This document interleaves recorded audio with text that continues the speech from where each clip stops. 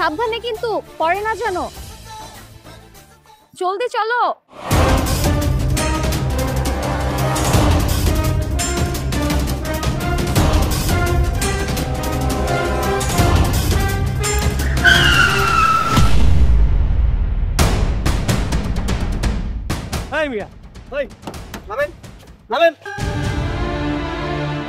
গাড়ি কেমনে চালান আপনি? হ্যাঁ, গাড়ি কেমনে চালান? চোখ কি কপালে নাই নাকি? আর একটু হইলেই তো আমার গাড়ির উপর দিয়ে উঠাই দিতেছিলেন। গরিব বলে কি আমরা মানুষ না? সরি ভাইজান, আমার বাবা অফিসে হঠাৎ করে অসুস্থ হয়ে গেছে। আমি কি করবো বুঝতেছি না। আমি নিজে গাড়িটাও ঠিক মতো চালাতে পারি না। অ্যাম্বুলেন্স কল করবো, আমার ফোনটাও বন্ধ হয়ে গেছে। এই জন্য বাধ্য হয়ে বাবাকে নিয়ে হসপিটালে যাচ্ছি। কি কইতাছেন? আপনার বাবা অসুস্থ, আপনি গাড়িও ঠিকঠাক চালাইতে পারেন না, আপনার বাবার নিয়ে আপনি হসপিটালে যাইতেছেন? আরে ভাই কি করবো বলেন, আমাকে সাহায্য করার মতো কেউ নাই। আমি নিজে গাড়িটাও চালাতে পারি না, কিন্তু বাবাকে তো হসপিটালে নেওয়া দরকার। এই জন্য বাধ্য হয়ে বাবাকে নিয়ে বের হয়েছি। ভাইজান, যেহেতু আপনার আব্বা খুব অসুস্থ, আমার মনে হয় না আপনি গাড়ি চালায় ঠিকঠাক হসপিটাল পর্যন্ত পৌঁছাইতে পারবেন। আপনি একটা কাম করেন, আপনি আব্বার পাশে যায় বসেন, আমি গাড়ি চালাই নিয়ে যাইতেছি। আমি গাড়ি চালাইতে পারি। এই যে আপা, আপনার একটা কাম করেন, অন্য কুলিতে এইখানে, আমি অসুস্থ মানুষের সাথে যাইতেছি। চলেন চলেন।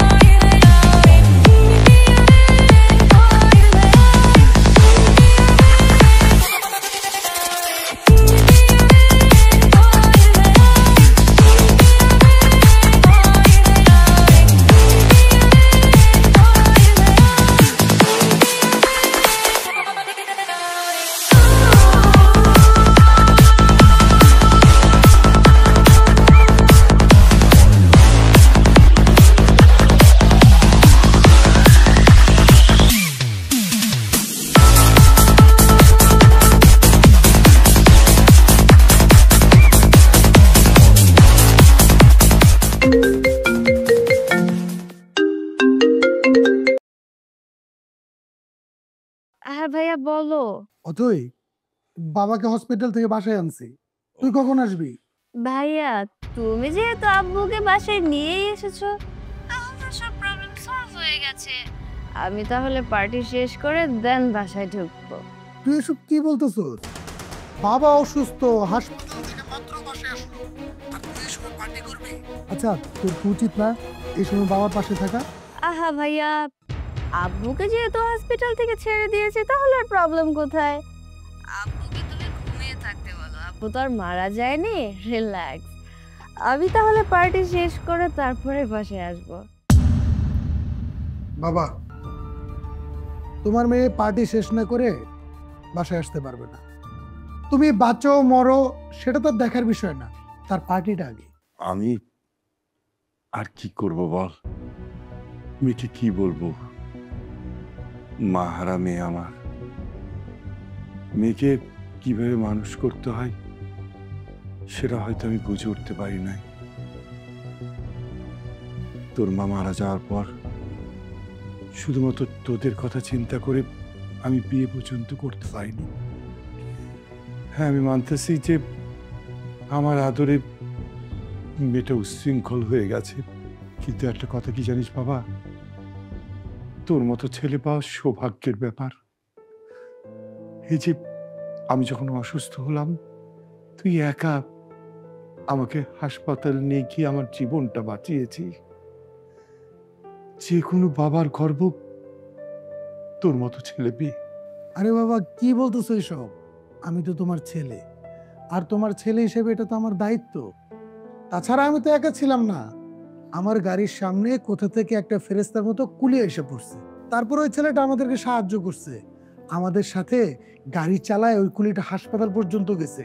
তারপর ডাক্তার, ওষুধ থেকে শুরু করে যত জায়গায় দৌড়াদৌড়ি করা দরকার সব এই ছেলেটা করছে। অনেক ভালো একটা ছেলে। কি বলছিস শিবু? কে এই কুলি? কোথায় থাকে? তুই এক কাজ কর, ওর ডিটেলসটা একটু জোগাড় করে দিত আমাকে। আচ্ছা বাবা, আমি কালকের মধ্যেই দেখি ওর সাথে দেখা করার চেষ্টা করব।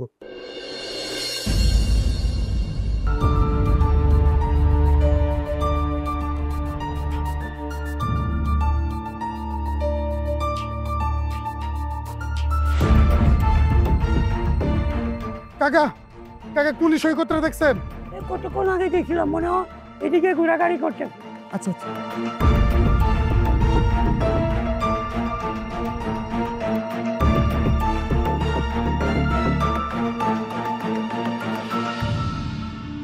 আরে সৈকত,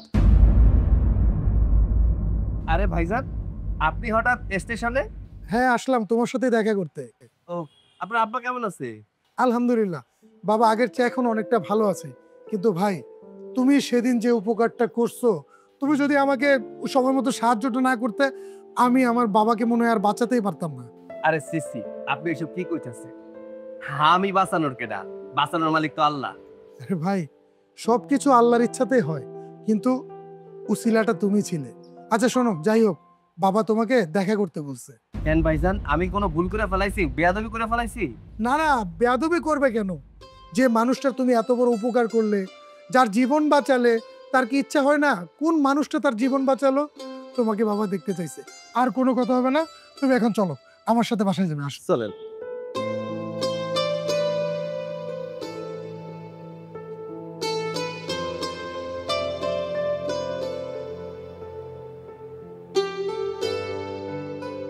আসসালামু আলাইকুম। ওয়ালাইকুম আসসালাম। বাবা, ও হচ্ছে সৈকত। তোমাকে একটা ছেলের কথা বলছিলাম না, যে তুমি যখন অসুস্থ ছিলা, হাসপাতালে সব রকম সাহায্য আমাকে করেছে, সেই ছেলেই সৈকত। তুমি সেই ছেলে, দাঁড়িয়ে আছো কেন? বসো। জি, আমি তো সামান্য কুলি, এই সোফায়। আরে বসো তো, বসো।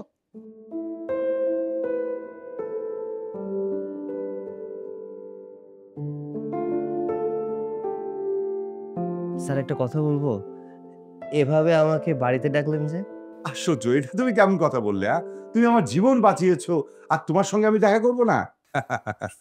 আচ্ছা, শিবু বলল তুমি নাকি কুলির কাজ করো। কুলির কাজ তো বেশ কষ্টকর। এক কাজ করি, তোমাকে একটা ভালো জব দিয়ে দিই, তুমি জব করো। লেখাপড়া কত দূর করেছো? স্যার, আমি বিএ পাশ করেছি। বলো কি সৈকত, তুমি বিএ পাশ করে একটা ছেলে, তুমি কুলির কাজ করো কেন? একটা চাকরি করতে পারো না? কিভাবে চাকরি করব স্যার? আসলে আমরা তো গরিব মানুষ। যতই শিক্ষিত হই না কেন, চাকরি পাওয়া এত সহজ নয়। অনেক জায়গায় ইন্টারভিউ দিয়েছি। ওই যে মামা খালু থাকলে চাকরি খুব সহজে হয়ে যায়, কিন্তু টাকা ছাড়া চাকরি আজকাল খুব কমই হয়। আমার কাছে টাকাও নেই ঘুষ দেওয়ার মতো, এর জন্য চাকরিটাও হয়নি। তারপরেও বিভিন্ন জায়গায় ইন্টারভিউ দিয়ে যাচ্ছি, যদি চাকরি হয়ে যায় কোথাও। তাহলে তো বেশ ভালোই হলো। শোনো, আমার অফিসে একটা এক্সিকিউটিভ পোস্ট খালি আছে। তোমার মতো সৎ যোগ্য একটা ছেলে আমি খুঁজতেছিলাম। আল্লাহ তোমাকে একদম ঠিক টাইমে পাঠিয়ে দিয়েছে। শিবু, তুই এক কাজ কর, ওর সার্টিফিকেটগুলো চেক করে ওকে নিয়োগ দিয়ে দে। স্যার, আমার ইন্টারভিউ নেবেন না? শোনো সৈকত, মনুষ্যত্ব ইন্টারভিউতে তুমি পাশ করেছো। আমার মনে হয় না আর কোনো ইন্টারভিউ তোমার নেওয়া দরকার। আর তাছাড়া অফিসটা আমার কোম্পানি, আমি যাকে ইচ্ছে তাকে নিব, তাতে মানুষজনে তো বলার কিছু নেই। শিবু, কালকে তুই ওকে অ্যাপয়েন্টমেন্ট লেটার দিয়ে দে। আচ্ছা ঠিক আছে বাবা। স্যার, তাহলে আমি এখন আসি। আমার বাসায় গিয়ে সার্টিফিকেটগুলো খুঁজে বের করতে হবে। আচ্ছা ঠিক আছে, যাও, কালকে সময় মতো চলে এসো। আচ্ছা ঠিক আছে, যাই। ঠিক আছে। আসসালামু আলাইকুম। ওয়ালাইকুম আসসালাম।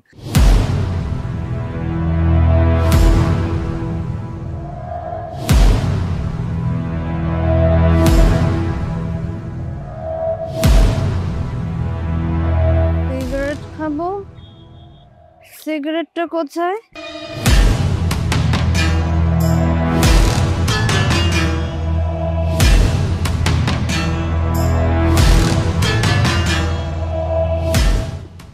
আরে লাইটার, লাইটার কোথায়? Hello bro, excuse me bro, আমি সিগারেটটা ধরাবো, লাইটার হবে, মানে আগুন হবে? আগুন? আগুন? হ্যাঁ, আগুন তো হবে, কিন্তু তুমি তো নিজেই একটা আগুন। কি ভেবেছিস তুই আমি মাতাল? নো নো, আমি মাতাল না, আমি সেন্সে আছি। ওকে, ডোন্ট টাচ মি। ওকে, আরে রাখো তোমার ডোন্ট টাচ মি, আগে একটু তোমাকে টাচ করি। কি রে, তোমাকে থাপ্পড় মারলি? দাঁড়া দেখাচ্ছি তোর আগুন, দেখাচ্ছি।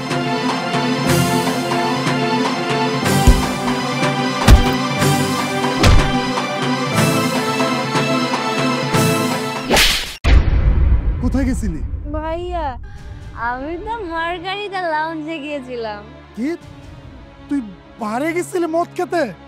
আরে মদ খেয়ে রাস্তার মধ্যে মাতলামি করতেছস? আজকে যদি এই সময় আমি না আসতাম তোর কি হতো?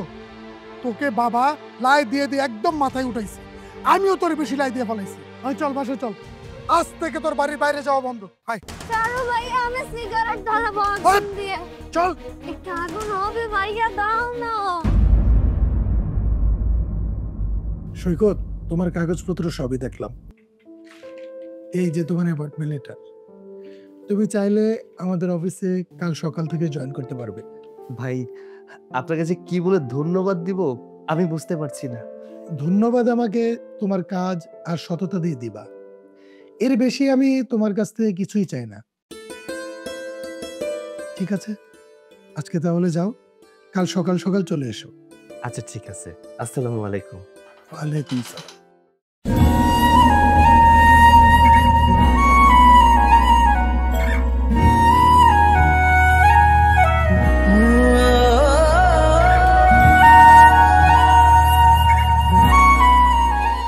কি ব্যাপার ভাইয়া, ছেলেটাকে? ও হচ্ছে সৈকত। আজকে ওর চাকরিটা হয়ে গেল আমাদের অফিসে, কাল থেকে জয়েন করবে। ও আচ্ছা।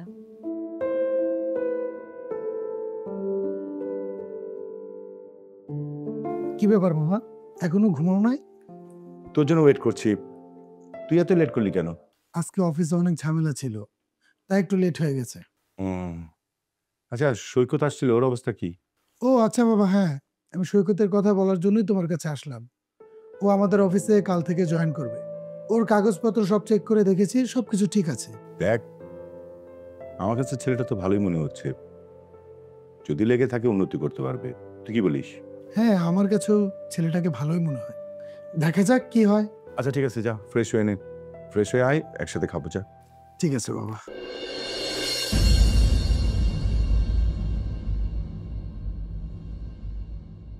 আসসালামু আলাইকুম স্যার। স্যার আমাকে ডেকেছেন? ওয়ালাইকুম আসসালাম। সাইদ সাহেব, আমি আপনাকে ডেকেছি। আমি আপনাকে যে প্রজেক্টটা ইমেল করতে বলেছিলাম আপনি করেছেন, কিন্তু গত বছরের আরো কিছু প্রজেক্ট আছে যে প্রজেক্টটা আপনি আমাকে সেন্ড করেন নাই। তবে আমি আপনাকে বলবো আগামী 2 দিনের মধ্যে সমস্ত প্রজেক্ট আমাকে সেন্ড করবেন, আর তা না হলে আপনার উপর কিন্তু আমি অ্যাকশন নিতে বাধ্য হব। আচ্ছা স্যার, ঠিক আছে। স্যার, যে কেন এদেরকে অফিসে রাখে আমি বুঝি না। এরা তো এখানে কাজ করতে আসে না, টাকা মারার জন্য আসে। স্যার, আমি কোনো অন্যায় করেছি যে আমাকে এত দ্রুত বাসায় আসতে বলা হলো? অবশ্যই তুমি অন্যায় করেছো। আমার কোম্পানি কিছু অসাধু কর্মচারী দিনের পর দিন প্রতি বছর লক্ষ লক্ষ টাকা হাতিয়ে নিচ্ছে, তুমি তাদের সেই অনৈতিক কাজ বন্ধ করতে সক্ষম হয়েছো। এটা তুমি অন্যায় করেছো না? আরে সৈকত, ভয় পেয়েছো? বাবা তোমার সাথে একটু দুষ্টামি করলো। তুমি ওই যে করিম ট্রেডার্সের ফাইলটা নিয়ে একটু নাড়াচাড়া করছিল না, তোমার জন্যই আমরা ধরতে পেরেছি আমাদের কোম্পানির কিছু অসাধু কর্মচারী ওই করিম ট্রেডার্সের সাথে হাত মিলিয়ে আমাদের কোম্পানির মাল স্টক করেছিল। এতে আমাদের কোম্পানিটা অনেক লসে পড়ে যেত। তোমার জন্য এই জিনিসটা আমরা ধরতে পেরেছি। এখন বাবা ভেবেছে তোমাকে প্রমোশন দেবে, তাই সুখবরটা দেওয়ার আগে বাবা তোমাকে একটু ভয় দেখালো। শিবু, দিলি তো সারফেসটা নষ্ট করি। শোনো সৈকত, আজ থেকে তুমি আমার কোম্পানির ম্যানেজিং ডিরেক্টর। তোর মতো এরকম সৎ যোগ্য ছেলে হাতে আমার কোম্পানির দায়িত্ব তুলে দিতে পেরে আমার খুব শান্তি লাগছে। আজকে তোমার ছুটি, যাও তুমি গিয়ে পার্টি করো, এনজয় করো, কিন্তু কালকে থেকে তুমি তোমার অফিসে, মানে নতুন অফিসে বসে কাজ করবে। স্যার, আমি পার্টি আর এনজয় করতে পারি না। যবে থেকে আপনার এখানে চাকরি নিয়েছি তবে থেকে আপনারা আমার আপন হয়ে গেছেন। আমি যতই কাজ করি না কেন মনে হয় কি আমার আপন মানুষদের জন্য কাজ করছি। তাই স্যার বলি কি, আমাকে যদি এনজয় করতে বলেন তাহলে আজকে আমাকে ছুটি দিয়েন না। এত বড় একটা পোস্ট, ম্যানেজিং ডিরেক্টর, এটার জন্য নিজেকে প্রস্তুত করতে হবে, গুছিয়ে নিতে হবে। তার চেয়ে বরং আমি অফিসে যাই, অফিসে গিয়ে ফাইল চেক করতে হবে। সৈকত, তুমি আসলে একটা আজব মানুষ। আমি জানি তোমার সাথে তর্ক করে কোনো লাভ নেই। আচ্ছা, তুমি যখন অফিস যেতে চাচ্ছ যাও, আমার কোনো আপত্তি নেই। ঠিক আছে স্যার, আসসালামু আলাইকুম। ওয়ালাইকুম আসসালাম।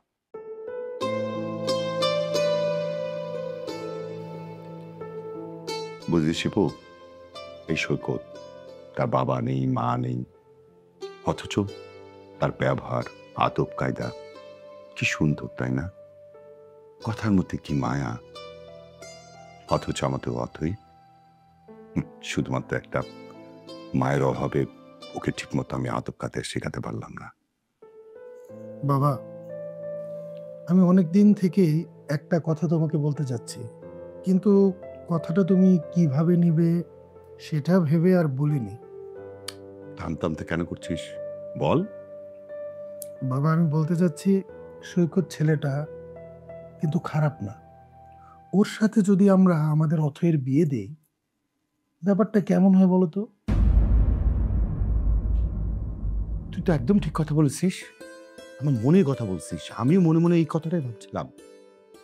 সৈকত কত একটা ভালো ছেলে, অথয়ের জন্য তো এরকম একটা পাত্রই দরকার।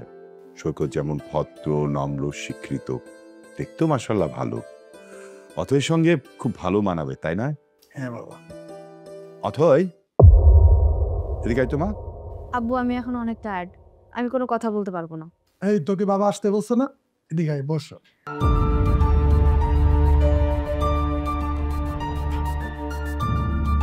বলো আব্বু, যা বলো তাড়াতাড়ি বলো, আমার আবার রেডি হয়ে পার্টিতে যেতে হবে। মা,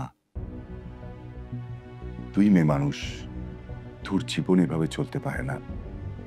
তোর মা মারা যাওয়ার পর মায়ের অভাব আমি কিন্তু তোকে কোনোদিন বুঝতে দেইনি। হ্যাঁ, আমি মানছি আমার আদর পেয়ে তুই নষ্ট হয়েছিস, ঠিক মতো আমাদের কারো কথাই শুনিস না, কিন্তু মা এইভাবে তো জীবন চলতে পারে না।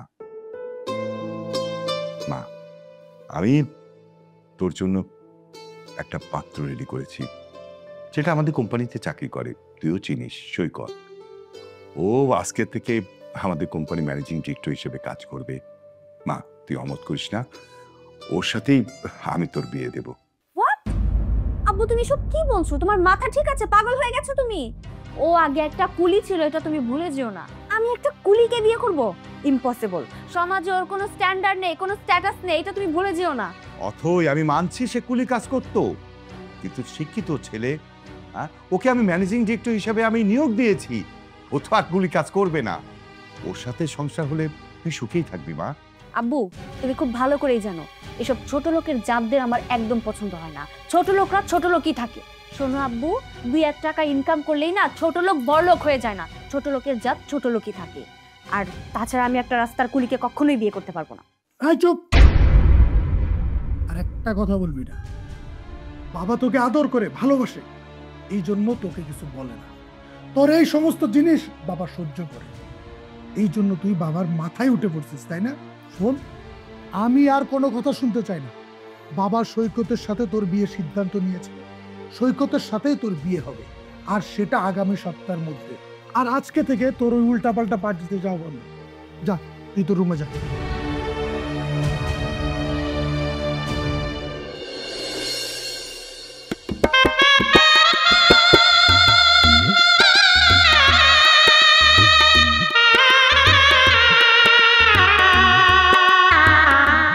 খবরদার! এই কুলির বাচ্চা কুলি, তো এত বড় সাহস, তুই আমার গায়ে টাচ করার চেষ্টা করছিস?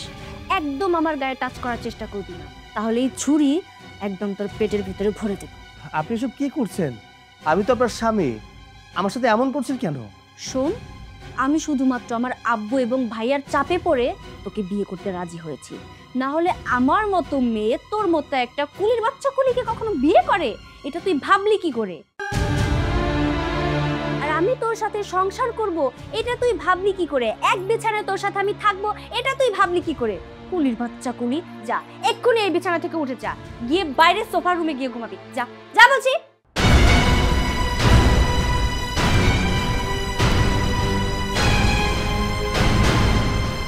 আমার সাথে সংসার করবি? হ্যাঁ, আমিও তোকে বোঝাবো আমার সাথে সংসার করার মজা কি জিনিস। তুই আমাকে কতক্ষণ সহ্য করতে পারবি সেটাও তো আমার দেখার পালা।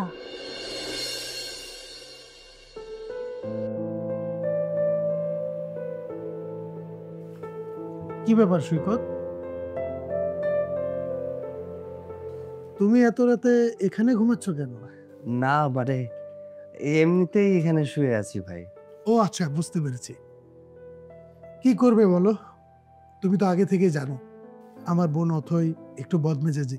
ভাইয়া, আপনারা তো ওর বিষয়ে আমাকে আগে থেকেই অবগত করেছেন।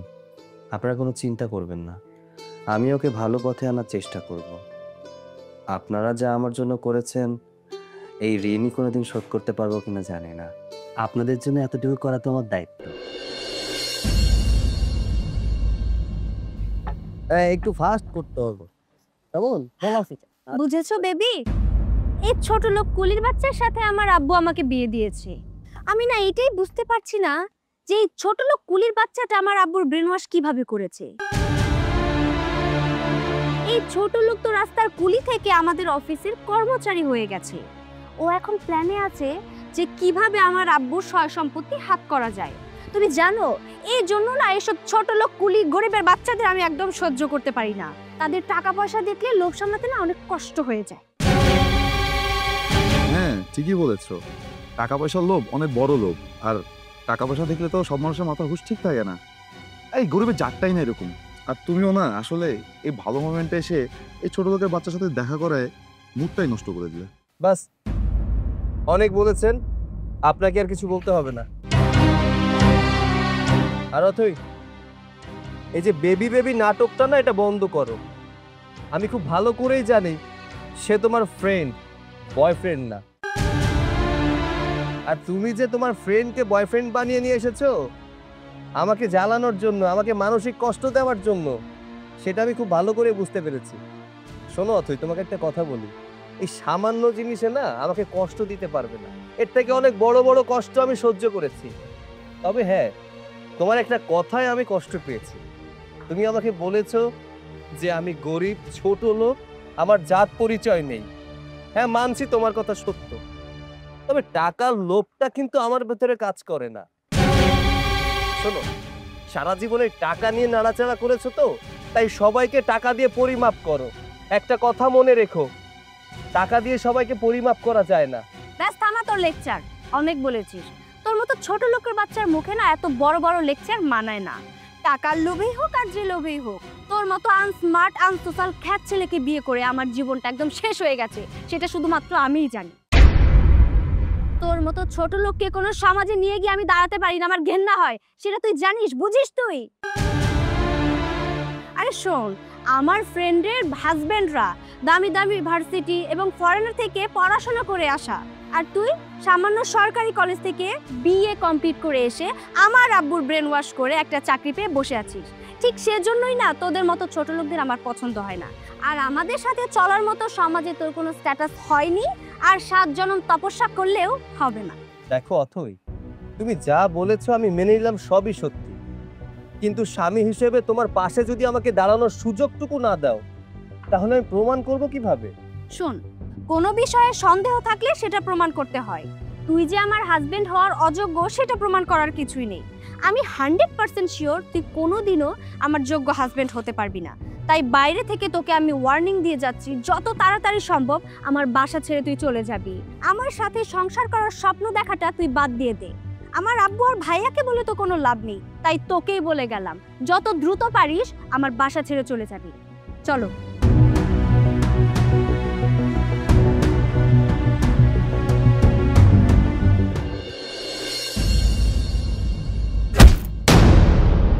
কি ব্যাপার, তুমি কি পাগল হয়ে গেছো নাকি? তুমি আমাকে লাথি মারলে কেন? তোকে লাথি মেরেছি, বেশ করেছি। লাথি মারবো না তো কি করব? তোকে এত বড় সাহস কে দিয়েছে? তোকে অনুমতি কে দিয়েছে আমার সোফায় বসার? ছোট লোক কুলির বাচ্চা। আজব ব্যাপার তো, তুমি আমার সাথে এমন ব্যবহার কেন করছো? আমি তো এই বাড়ির জামাই, তাই না? তাহলে আমি সোফায় বসলে সমস্যা কোথায়? কি বললি তুই? জামাই? তুই আমার হাজবেন্ড, এটা তুই মানলেও আমি কখনোই মানবো না। তুই কি করে ভাবলি বলতো যে তোর মতো একটা ছোট লোক কুলির বাচ্চাকে আমি আমার হাজবেন্ড বলে মানবো? আসরাতে কি বলেছিলাম তুই ভুলে গেছিস? এত সহজে তো ভোলার কথা না। আমি তোকে স্পষ্ট বলে দিয়েছিলাম যে আমি তোকে কোনোদিনও আমার হাজবেন্ড বলে মানবো না, আর হাজবেন্ডের কোনো অধিকার পর্যন্ত দিব না। তাহলে তুই কোন সেন্সে বললি যে তুই আমার হাজবেন্ড? বাই দ্য ওয়ে, তাছাড়া আমার বয়ফ্রেন্ড আছে, আমি আমার বয়ফ্রেন্ডকে ভালোবাসি। ওকে? দেখো, বিয়ের পরে এসব বয়ফ্রেন্ডের কোনো দরকার নেই। আর তাছাড়া এগুলো রাখাও পাপ। আমি তো তোমার হাজবেন্ড আছি, তাই না? তাহলে কেন বয়ফ্রেন্ডের দরকার আছে? আর শোন কুলির বাচ্চা কুলি, তোর কাছ থেকে না আমি কোনো প্রকার জ্ঞান নিতে যাব না। আমার বয়ফ্রেন্ড আছে, আমার বয়ফ্রেন্ড থাকবে, আর এটাই হচ্ছে আমার শেষ কথা। তোকে কে বলেছে আমার বিষয়ে নাক গলাতে? তুই একটা কুলির বাচ্চা কুলি, তোর কোনো স্ট্যাটাস আছে আমাদের সাথে চলার? কোনো স্ট্যাটাস নেই, কোনো যোগ্যতা নেই। তাই আমি তোকে এক্ষুনি বলছি আমার চোখের সামনে থেকে চলে যা, চলে যা বলছি।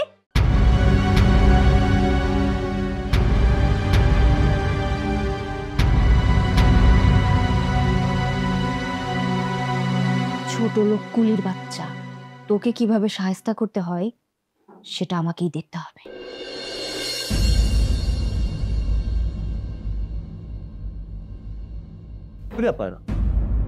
তুমি উঠে যাচ্ছ কেন? আমি কেন উঠে যাচ্ছি তুই বুঝতে পারছিস না? তোর মতো কুলির বাচ্চার সাথে এক টেবিলে বসে খাওয়ার কোনো ইচ্ছাই আমার নেই। আচ্ছা, আমি তোকে এত অপমান করি, তারপরেও তুই বুঝতে পারিস না যে তোর মতো কুলির সাথে সংসার করার কোনো বিন্দু মাত্র ইচ্ছা আমার নেই? আমি জানি তুমি আমার সাথে সংসার করতে চাও না। আমি এটাও জানি যে তুমি আমাকে কখনো স্বামী হিসেবে মেনেও নেবে না।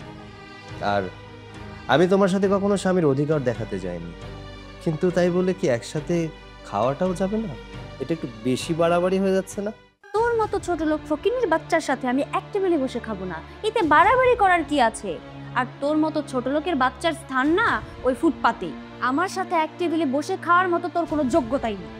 বাস তুই অনেক হয়েছে, এবার চুপ কর। সৈকত ভালো ছেলে বলে ওকে তুই দিনের পর দিন এভাবে কথা শুনে যাচ্ছিস। আর তুই কি ভাবিস? হ্যাঁ, আমরা সবাই তোকে আদর করি বলে তুই আমাদের সবার মাথার উপর উঠে থাকবি? এটা কখনো ভাবিস না। আর সৈকতের মতো ছেলে আছে বলে আজকে তোকে আমরা বিয়ে দিতে পারছি, না হলে তোর মতো মেয়েকে এই দুনিয়ার কোনো ছেলেই বিয়ে করতো না। নিজেকে নিয়ে এতটা অহংকার করিস না। তুই আমার ছোট বোন বলে তোর মুখের উপরে আমি কোনো কথা বলতে পারি না, কিন্তু আজকে আর চুপ থাকবো না। আজকে আমি বলবো, আজকে আমি সব বলবো। এই তুই যে সারা রাত পার্টি করিস, নেশা করিস, পাগলামি করিস, এই সব পাগলামি পৃথিবীর কোন ছেলে আছে এসব মেনে নিত? কেউ মেনে নিত না। সৈকত তোর এইসব পাগলামি মেনে নিছে, সহ্য করতেছে, তার উপরে তুই সৈকতের উপরে অহংকার দেখার? হ্যাঁ দেখাচ্ছি, তার কারণ অহংকার দেখানোর সেই যোগ্যতাটা আমার আছে। তার কারণ আমি শিল্পপতি রকি খানের একমাত্র মেয়ে। আমার বিয়ে হওয়ার কথা ছিল কোনো এক রাজপুত্রর সাথে, সেখানে আমার বিয়ে হয়েছে এরকম একটা কুলির বাচ্চার সাথে। আর এই কুলির বাচ্চার সাথে বিয়ে তোমরা মিলে আমাকে দিয়েছো।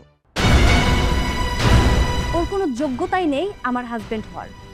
এরকম একটা থার্ড ক্লাস খ্যাত ছেলের সাথে আমাকে বিয়ে দিয়েছো তোমরা জোর করে। আমি ওকে অন্তত আমার হাজবেন্ড বলে মানি না। তাই তোমরা যদি আমার সাথে জোরাজোরি করো না, আমি এমন কিছু করতে বাধ্য হব যেটা তোমরা কল্পনাও করতে পারো না। তাই তোমাকে আমি ভালোই ভালোই বলছি, তোমরা আমাকে জোর করার চেষ্টা করবে না। আমার জীবন আমি আমার মতো করে লিড করব, সেখানে আমি আর কারো কোনো কথা শুনতে রাজি। অথই, আরে অথই, অথই, অথই, অথই, আচ্ছা চলো ওরে ডাক্তার কাছে নিয়ে যাই। চলেন চলেন। চলো।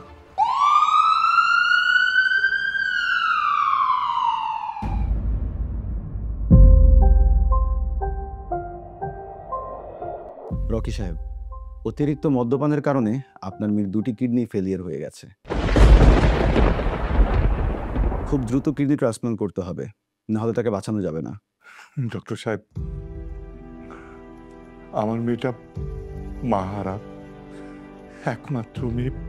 ওর মা মারা যাওয়ার পর ওকে আমি কোলে পিঠে করে মানুষ করেছি। অভাব কি জিনিস কোনোদিন বুঝতেও দেয়নি। যখন যা চেয়েছে আমি তাই দিয়েছি। অতি আদর দিয়ে দিয়ে ও শৃঙ্খলায় লিড করছিল। আমি ওকে বারবার বারণ করেছি, মা এগুলো ভালো না, তুই এসব করিস না। ওকে আমি শাসনটা পর্যন্ত করতে পারিনি একমাত্র মেয়ের জন্য। প্লিজ ডক্টর, আমার টাকা পয়সার কোনো অভাব নেই। প্রয়োজনে আমার মেয়ের জন্য আমি আমার সহায় সম্পত্তি যা কিছু আছে সব দিয়ে দেব। প্লিজ তারপরে আমার মেয়েটাকে আপনি বাঁচান please doctor please. Please doctor সাহেব, যেভাবেই পারেন আমার বোনকে বাঁচান। দেখুন রকি সাহেব, সব কিছু টাকা দিয়ে হয় না। অথয়ের কিডনির সাথে কিডনিদাতার কিডনি ম্যাচ করতে হবে। তাছাড়া তার ব্লাড গ্রুপটা হচ্ছে বি নেগেটিভ, যেটার সাথে ম্যাচ করা খুবই দুষ্কর। আমি সব দিকে খোঁজ লাগাচ্ছি, আপনারাও খোঁজ লাগান। ডক্টর, আমরা অবশ্যই চেষ্টা করব। প্লিজ আপনার কাছে অনুরোধ রইল, আপনিও চেষ্টা করবেন। বাবা, ভাইয়া, অত একা আছে, আপনারা যান, ওর ভালো লাগবে।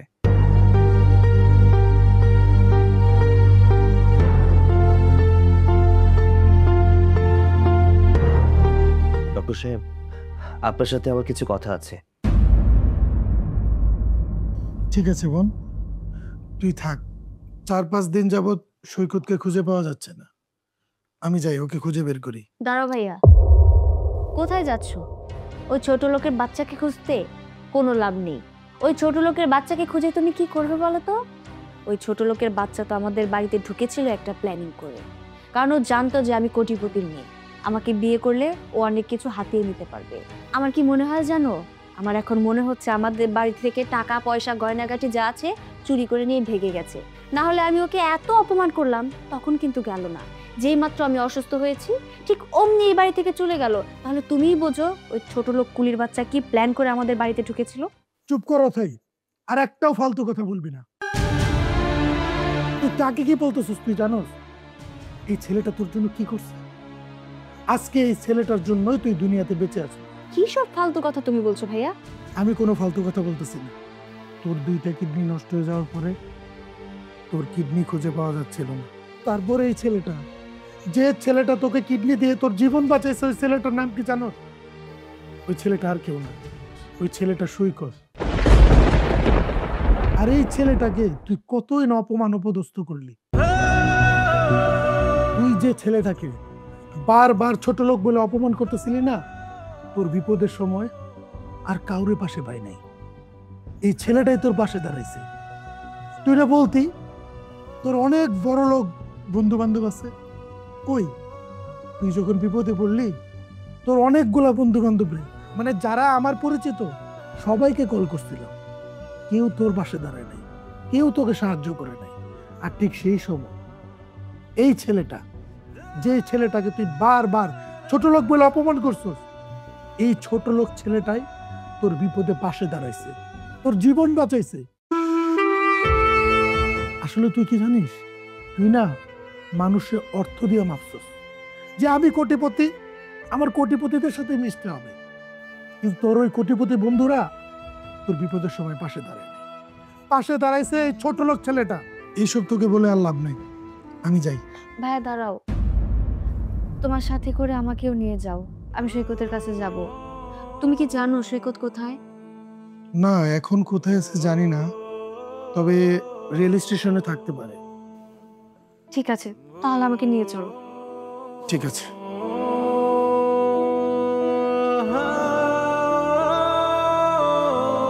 সৈকত, সৈকত দাঁড়াও। জি ম্যাডাম, বলেন। কি ব্যাপার সৈকত, তুমি আমাকে ম্যাডাম বলে কেন ডাকছো? আমি তোমার ম্যাডাম না।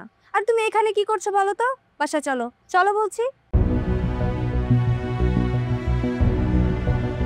না ম্যাডাম, আপনার মতো কোটিপতি মানুষের বাসায় যাওয়ার যোগ্যতা আমার মতো গরিব মানুষের নাই। আপনার জীবনের অনেক কষ্টের কারণ আমি হয়েছি।